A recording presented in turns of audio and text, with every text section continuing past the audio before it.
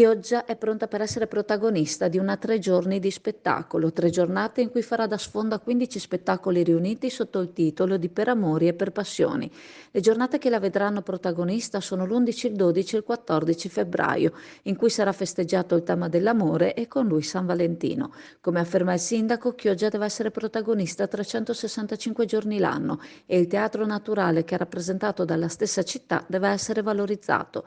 Gianni Nardo, con cui l'amministrazione ha concordato gli eventi, si aspetta molti visitatori dalle città vicine. Per il momento le prenotazioni hanno esaurito il tour guidato tra i luoghi della serie TV Odio il Natale, in cui il cicerone sarà Alessia Boscolonata. Nella realizzazione degli eventi è stata impegnata la Proloco, positivo il parere di Ascom e Confcommercio, di cui il presidente Alessandro Daré nell'iniziativa vede principalmente la volontà di allungare la stagione turistica.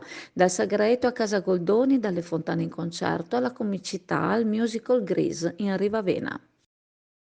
Allora, siamo alla Cama, Pescheria Cama, qua ai saloni e la Cama ha deciso di iniziare il servizio di pulizia del pesce. È assolutamente obbligatorio la prenotazione per la pulizia del pesce.